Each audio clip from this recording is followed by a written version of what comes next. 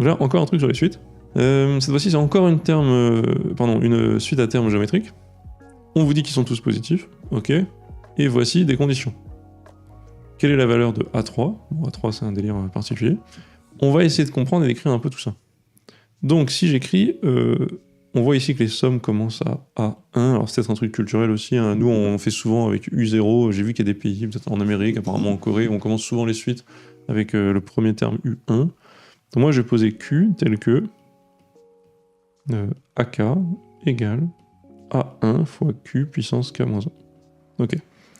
Donc, somme de 1 à 4 des AK égale somme des A1 Q puissance K-1 entre 1 et 4 égale A1 somme entre 0 et 3 des Q puissance K. Ok. Égale A1, formule du cours, Q puissance nombre de termes, Q4 moins 1 sur Q moins 1. Top. Et ça fait 45. Donné par l'énoncé. Hello, j'interromps ta vidéo 30 secondes pour te dire qu'avec une super équipe d'ingénieurs et une super équipe de profs, on a réussi à combiner le meilleur de l'intelligence artificielle d'un côté, des cours particuliers de l'autre, pour faire un produit qui s'appelle Studio, que tu peux trouver en application sur l'iOS ou l'Android Store, ainsi que sur le web à studio.app. L'idée, c'est une application qui répond à toutes tes questions de maths étape par étape, te donne du contenu adapté à tes questions, des flashcards, des QCM, ainsi que des centaines et des centaines de vidéos enregistrées par nos meilleurs profs qui couvrent de la seconde à la terminale, le bac, ainsi que la sup en maths et en physique. Télécharge, essaye et je te retrouve pour la vidéo. Deuxième condition, je fais un peu la même chose. J'ai du A2 à 5 bizarre, donc je les sors déjà. J'ai A2 à 5 fois la somme de 1 à 6 de 1 sur A1 Q puissance K-1.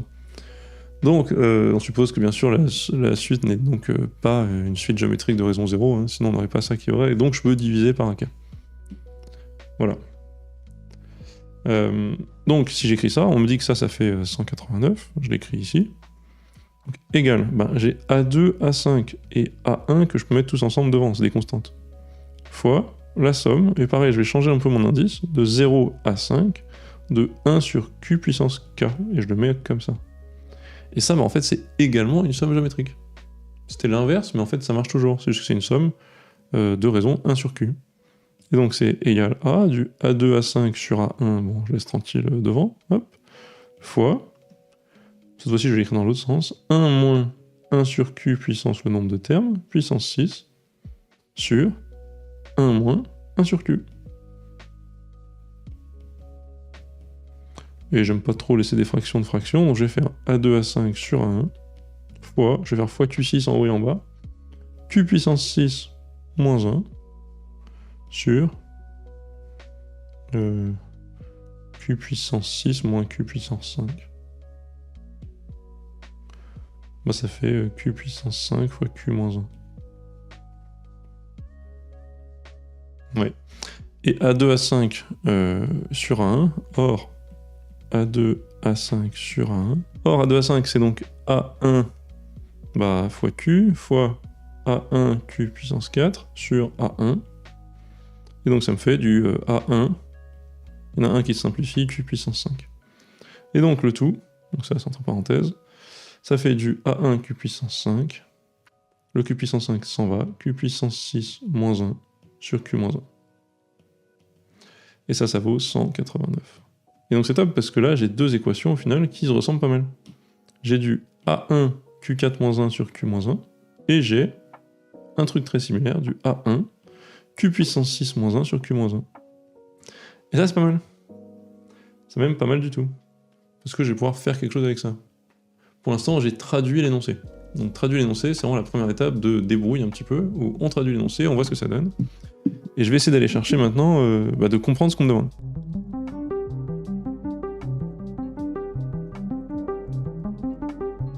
On cherche A3. Moi, je veux A3 égale A1 fois Q au carré. Là, je trouve que ça tombe bien parce que j'ai une équation ici où j'ai du Q au carré du Q puissance 4, et là j'ai du Q au carré au cube. Donc si je peux m'arranger un petit peu, je vais m'en sortir. Je peux dire, alors je vais appeler ça 1 et je vais appeler ça 2. Dans 2, je vais pouvoir dire, hop, Q puissance 6 moins 1, c'est égal à 189 fois Q-1 sur A1 égale, grâce à 1, Q-1 sur A1. En fait, je peux dire que Q-1 sur 1, je les mets là-bas. Q-1 sur 1, c'est Q4-1 sur 45. Et ça, c'est top. Ça fait 189 sur 45, Q puissance 4 moins 1. Et là, j'ai une équation intéressante sur Q. En l'occurrence, Q m'intéresse pas, moi je veux Q carré. Donc je pose grand X égale Q carré, et je me rends compte que j'ai X au cube moins 1 égale 189 sur 45, 9 plus 8 plus 1 c'est divisible par 9, 4 plus 5 aussi, 180 c'est quoi? C'est 9 fois 20, donc c'est 9 fois 21 sur 9 fois 5, ça fait 21 cinquième. Donc j'ai 21 cinquième, donc je vais faire 5x cube moins 1 égale 21 fois x carré moins 1. Et ça c'est parfait. Est-ce que Q peut être égal à 1? Alors faire attention, depuis tout à l'heure j'ai supposé que non. J'ai supposé que non ici. Si Q est égal à 1... Alors attends, faut voir si Q est possiblement égal à 1 ou pas. Alors voilà, soit Q est égal à 1 et on a une suite constante. Ça, fallait faire attention. Soit Q est pas égal à 1 et on peut écrire cette formule. Je l'ai pas précisé, c'était un manque de rigueur là de ma part. Donc si Q est égal à 1, est-ce que ça pose un problème? Pas spécialement en fait. Si Q au 1, on a juste 4 ici. Donc on a A1 égale 45 quarts. Ok. Et si Q est égal à 1... Donc j'ai A1, j'ai tous les termes qui sont égaux à 45 quarts. Donc là j'ai encore A1 qui est égal à 45 quarts. Ça vaut 1 fois 6. Est-ce que 45 quarts fois 6, ça fait 45 fois 3 sur 2, c'est ça, hein, 45 sur 4.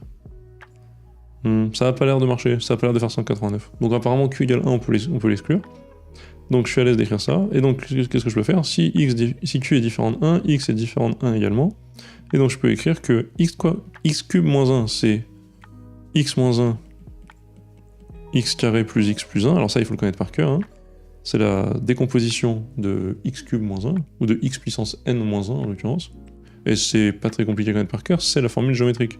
X puissance N moins 1, c'est X moins 1, 1 plus X plus 3 petits points plus X puissance N moins 1. Si vous mettez ça en dessous, remplacé par Q, vous reconnaissez que c'est la somme géométrique. Donc j'ai ça, 21, x moins 1, x plus 1. Identité remarquable, enfin c'est la même qu'avant, mais dans le cas n égale 2. Donc, vu que x est différent de 1, ça dégage, et je peux résoudre un polynôme. Et j'ai 5x carré plus 5x plus 5 égale 21x plus 21. Donc ça fait 5x carré moins 16x moins 16 égale 0. Voilà. Alors là, le plus facile, soit vous faites le delta et ça roule tout seul, le plus simple, c'est aussi de repérer que potentiellement, il y a une racine évidente. 4 est évidente. Alors, évidente qui pousse un peu sa chance, mais en fait, j'ai voulu tenter 1, 2, bon, ça marchait pas, il y avait du 16, donc 16 c'est 4 au carré, donc je l'ai tenté. Et en fait, ça fait 5 fois 16, moins 1 fois 16, non, moins 4 fois 16, pardon, quand je mets 4, moins 1 fois 16, bon, ça marche. 4 est relativement évidente, et ensuite, on sait que le produit des racines, c'est moins 16 sur 5. Produit égale moins 16 sur 5 négatif. Donc l'autre racine est négative. Donc j'ai un produit entre 4 et une autre. Ça ne m'intéresse pas parce que x et grand X et Q2 c'est positif. Donc on a trouvé que Q carré était égal à 4. Ça c'est top. Si Q carré est égal à 4, j'ai A3 égale 4 à 1. Et le problème, c'est qu'il me faut A1, mais ça, c'est pas bien compliqué, parce que ici, par exemple, j'ai ce truc-là. J'ai A1 qui serait égal à 45, machin. Faut remplacer avec dans l'équation 1 pour trouver A1.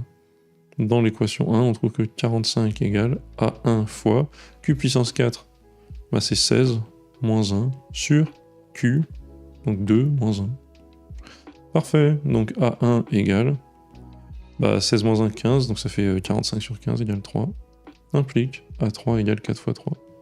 Qu'est-ce que je fais? Je suis complètement dyslexique, ça m'arrive. Égale 12. Et on trouve 12. Voilà. Pas évident. Encore une fois, je dis pas que c'est un exercice ultra abordable pour un élève de première ou de terminale, Mais vous voyez que ça se fait en fait. C'est juste ça demande de la discipline et d'écrire un peu toutes les choses. Ça demande de bien connaître ces formules sur le bout des doigts. Et là, vous voyez vraiment le niveau de maîtrise qu'on attend de vous en termes de maîtrise de la formule géométrique.